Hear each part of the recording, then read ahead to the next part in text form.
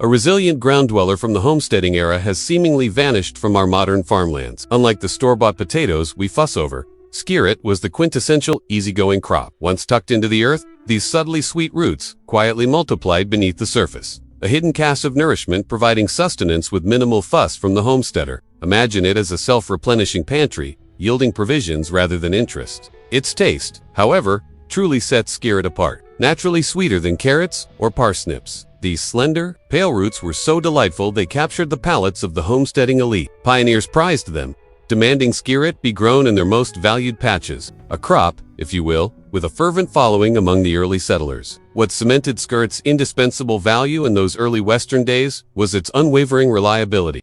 When other plantings succumbed to harsh winters, these robust roots steadfastly continued to provide. Described in old agricultural journals as the bedrock of the settler's table when fields lay dormant. Perhaps its most remarkable trait was Skirret's versatility. Homesteader cooks roasted, boiled, and added them to hearty stews, even crafting simple, sweet pastries. They were, in essence, the homesteader's pre-potato staple before the widespread adoption of the familiar tuber. These roots were so remarkably useful, they warranted their own place of honor. Yet somewhere along the winding trails of time, this incredible crop receded into obscurity.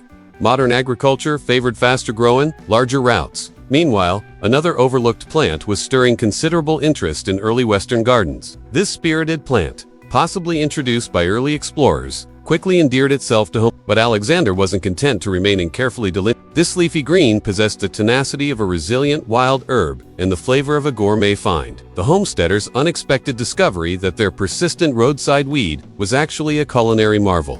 What made Alexander so valuable? Every single part was edible. Stems, leaves, flowers, roots, and seeds. Early settlers ate the young shoots like celery, used the blossoms and fresh greens, and ground the seeds as a substitute for pepper. The leaves lent a distinctive yet pleasing flavor, somewhere between parsley and celery, to frontier soups and stews. The plant can reach several feet in height, adorned with vibrant yellow flowers that attracted beneficial insects. It thrived in untamed areas, along riverbanks and unpaved roads, without any human intervention. It was the resourceful, wild edible of the plant kingdom, appearing uninvited but proving remarkably beneficial. Despite its clear utility, Alexander gradually faded from our diets. By the mid-1800s, domesticated celery had largely supplanted it in homestead gardens and kitchens across the West. Today, most people pass it growing wild without recognizing this once cherished food source. While Alexander boldly spread wherever it pleased, another homesteader favorite maintained a more cultivated presence in gardens. Why did one of the most practical plants of the early American West disappear from our gardens? Good King Henry deserves a resurgence.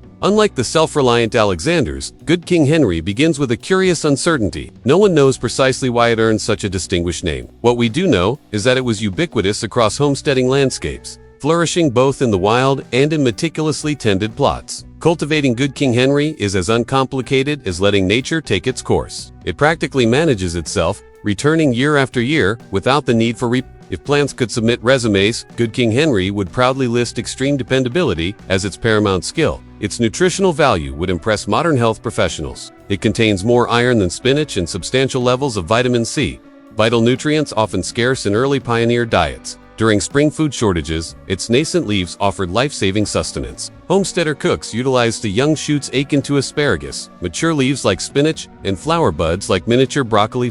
It was the homesteader's version of a versatile kitchen tool, except it reliably performed. Folk medicine also revered Good King Henry. Its leaves soothed minor irritations, while a root tea served as a gentle digestive aid. In some locales, it was known as all good, due to its myriad applications. As agriculture transitioned toward more commercial scales, this unassuming yet robust plant fell from favor. Is it a root? Is it an oyster? Early Western homesteaders were often perplexed by this peculiar root vegetable possesses one of the most singular flavors in the botanical world. Salsify is the culinary equivalent of someone arriving at a social gathering dressed as seafood, only too surprisingly win the award for most convincing portrayal. When prepared correctly, salsify genuinely tastes like oysters. This remarkable quality made it incredibly valuable during early settlement, particularly for those observing dietary restrictions or seeking diverse flavors. Records from 19th century pioneer diaries suggest it was specifically cultivated as a fish substitute. Two varieties existed in homestead gardens: white salsify and black salsify. Both feature long, slender roots encased in dark skin that requires peeling before cooking. The vegetable world's adage of "don't judge a book by its cover." Beneath that unassuming exterior lies a gourmet delight. Winter truly allowed salsify to shine. It was one of the few fresh vegetables available during the coldest months, enduring in the frozen ground. Homesteaders simply dug it up as needed throughout winter. Once harvested, it could be stored for months without. In a world devoid of refrigeration, this made it exceptionally valuable. Modern farming moved away from salsify because it grows slowly and presents an unusual appearance. Speaking of unusual appearances, early Western settlers had another favorite that modern folks would find truly peculiar. If someone offered a wrinkled, softened fruit today, most people would politely decline.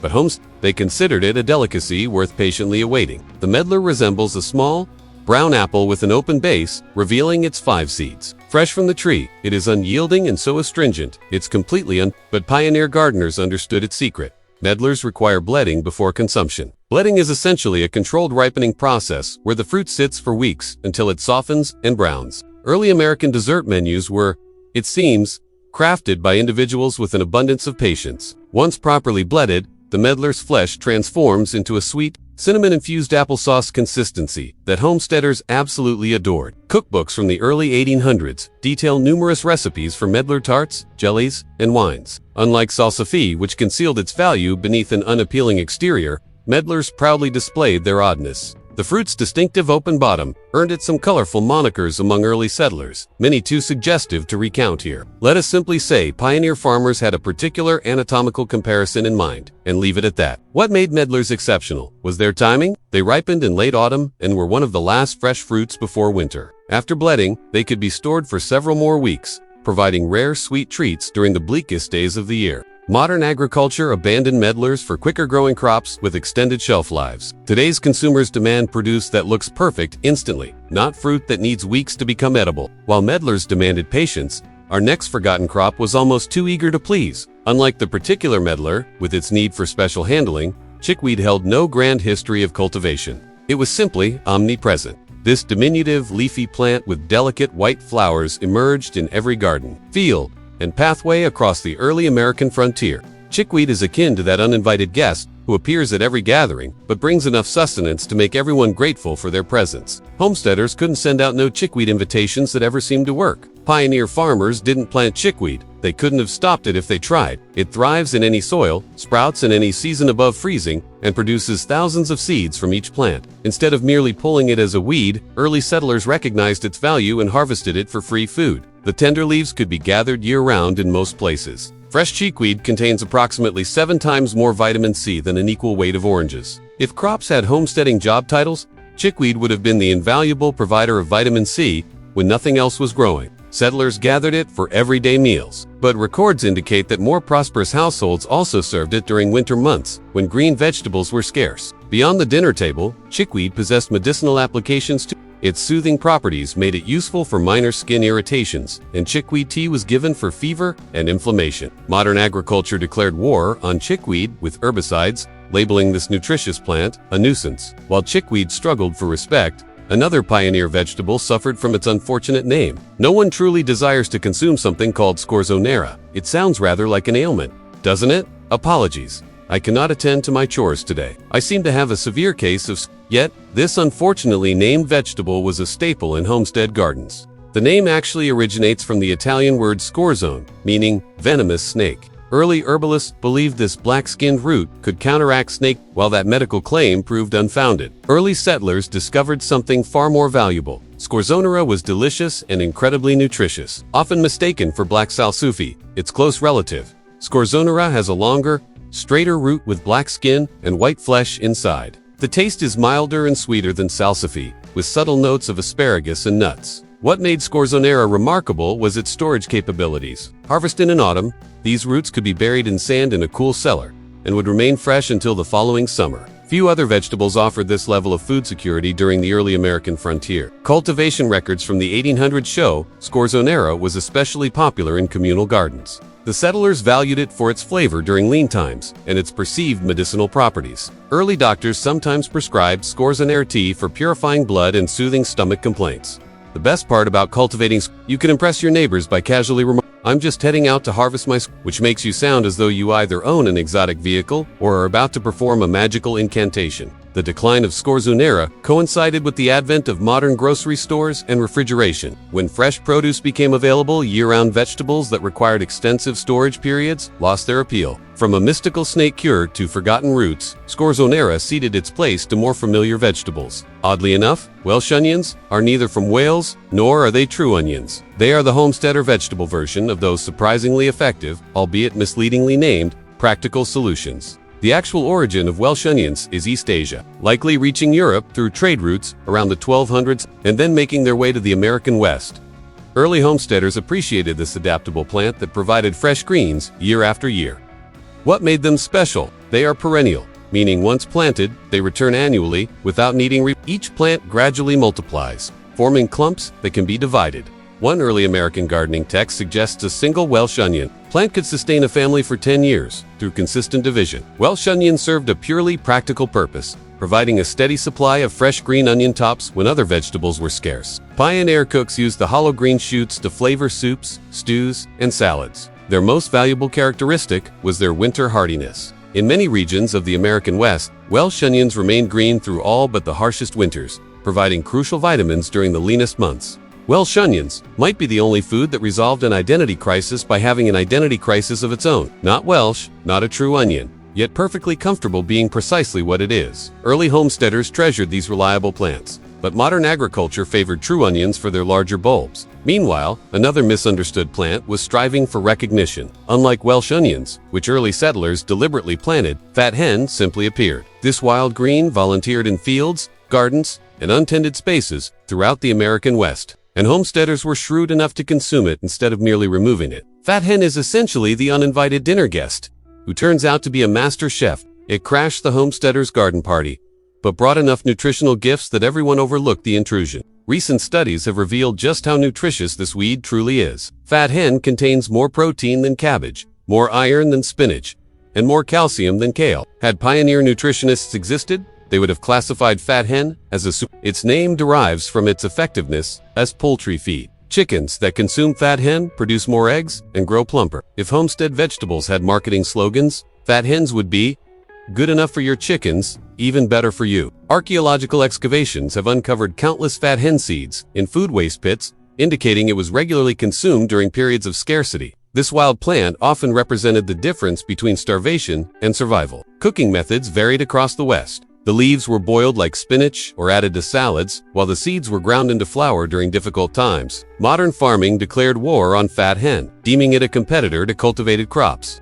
We essentially expelled a superfood from our diet, because it did not formally apply to be considered a vegetable. While fat hen struggled for recognition, another herb was fighting to retain its culinary standing. Why did an herb capable of flavoring almost anything simply disappear from our kitchen gardens? Unlike fat hen, which never achieved proper recognition, lovage was a culinary sensation that mysteriously faded away. Early European settlers likely carried lovage seeds as they established homesteads, planting this potent herb wherever they settled. Pioneer women continued the tradition, ensuring every household garden had a lovage plant.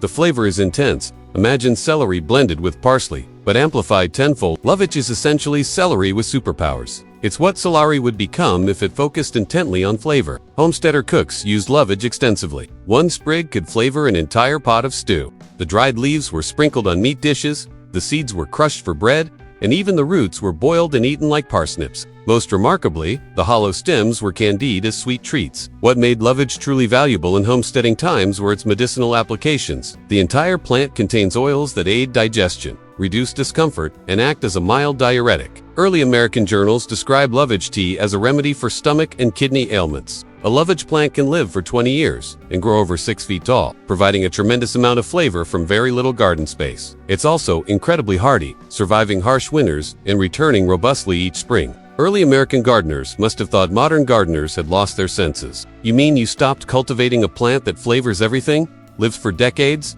and aids digestion? Did you trade your wits for radishes? As new spices became more readily available, lovage gradually lost its prominence. While lovage faded away, another forgotten green faced its own challenges with a very confusing name. No, it has absolutely nothing to do with corn. This unfortunate naming confusion has plagued corn salad for centuries. While lovage suffered from being forgotten, corn salad suffered from being misunderstood. corn salad acquires its peculiar name from where it typically grows in fields of grain, which early Americans referred to as corn long before maize became ubiquitous. These small, tender greens naturally emerge in autumn after grain harvests and remain green through winter. It's like the quiet student in class who gets overlooked because of a strange nickname, but turns out to be the most intriguing person there. Pioneer farmers discovered these wild winter greens were not only edible but delicious. Corn salad has a mild, slightly nutty flavor, devoid of the bitterness found in many wild greens. The leaves can be harvested throughout the coldest months when nothing else is growing. Its nutritional profile would impress modern health experts. It contains 3 times more omega-3 fatty acids than iceberg lettuce and significant amounts of iron and vitamin C. Early settlers recognized its value as a fresh winter vegetable. Corn salad must be the only vegetable that suffered from both an identity crisis and a public relations problem. It truly needed a homesteading marketing campaign to clarify. Contains absolutely no corn. Modern agriculture favored lettuce varieties with longer shelf lives and easier harvesting as corn salad faded from gardens. Another boldly flavored pioneer plant faced rejection for being simply too intense for modern palates. Too intense for modern tastes. That is the story of tansy, a plant that early settlers couldn't live without, but modern people have almost entirely abandoned. Tansy grows as a bushy perennial with fern-like leaves and bright yellow button flowers. Every part of the plant delivers a powerful aromatic punch, a complex mix of bitter, spicy, and slightly sweet flavors that pioneered taste buds craved. Modern chemical analysis has identified over 40 different flavor compounds in tansy leaves. If herbs were musical acts, tansy would be the one that played so loudly. The neighbors called the authorities. Early American cookbooks featured tansy in everything from savory dishes to desserts. A popular Easter specialty, tansy pudding, combined the chopped leaves with eggs, cream, breadcrumbs, and sugar, then fried the mixture into a cake. Tansy-flavored cheese was common in spring celebrations,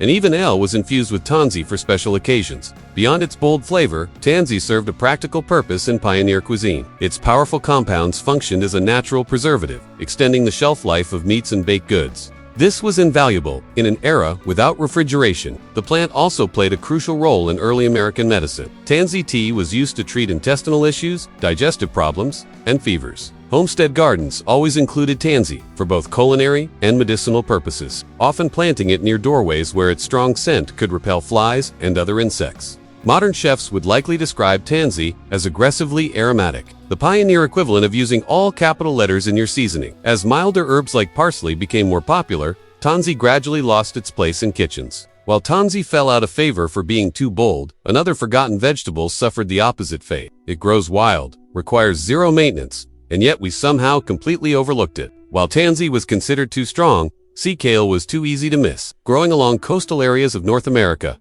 sea kale was a valuable food source for early American communities. This hardy plant thrives in sandy, salty soil where few other edible plants can survive. Sea kale is like that friend who always brings food to every gathering without being asked, yet somehow never gets invited to the prominent social events. Early settlers harvested it in 2 ways. Blanched young shoots in spring, similar to asparagus, and mature leaves later cooked like cabbage. Unlike many wild foods, sea kale is mild and sweet. What made it especially valuable was its vitamin C content, 6 times higher than lemons by weight. For fishing communities with limited access to fresh produce, sea kale prevented scurvy. The disappearance of sea kale from our diet is akin to forgetting how to accept free money. It's literally present on beaches, being delicious and nutritious, while we disregard it as sea kale faded into obscurity. Another unusual plant was grappling with its dual identity. This one is truly peculiar. It was primarily cultivated for making blue dye, but early American settlers also consumed it. Unlike sea kale, which was purely for nutrition, woad lived a double life. The blue pigment from woad leaves colored everything from pioneer clothing to early American flags. Before woad, attempting to find blue fabric was like trying to find a moment of silence at a lively barn raising. Theoretically possible, but highly improbable. What's curious is that young woad leaves are perfectly edible. Before they developed their dye compounds, pioneer farmers harvested these tender first leaves for spring salads and soups. The flavor is mild, with a slight peppery kick, similar to young mustard greens. Cultivating woad was a pungent endeavor. The process of extracting blue dye involved fermenting the leaves, creating such a terrible stench that it was often relegated to remote areas. It was the homesteader equivalent of that one unusual food that permeates your entire kitchen with its aroma for days. While woad struggled with its identity as both food and dye, another humble vegetable part was being overlooked. While woad grappled with its split personality, turnip suffered from people ignoring half their goodness. Everyone knows turnips, those unassuming root vegetables that sustained countless pioneer settlers. What most people don't realize is that early American farmers valued the leafy green tops just as much as the roots below. It's like purchasing a new tool and only using it for its most basic function. You're missing out on its best features. Turnip greens contain 4 times more calcium, 3 times more vitamin A, and twice the protein of the roots. Pioneer settlers carefully harvested the outer leaves throughout the growing season without damaging the developing root. These greens were a staple in homesteader soups, stews, and salads, adding their slightly peppery flavor to otherwise bland winter meals. Turnip greens deserve a comeback tour. They've been overlooked for far too long. While the roots receive all the acclaim, from skirret to turnip greens, these 15 forgotten crops demonstrate how much knowledge we've lost about food that once sustained our ancestors.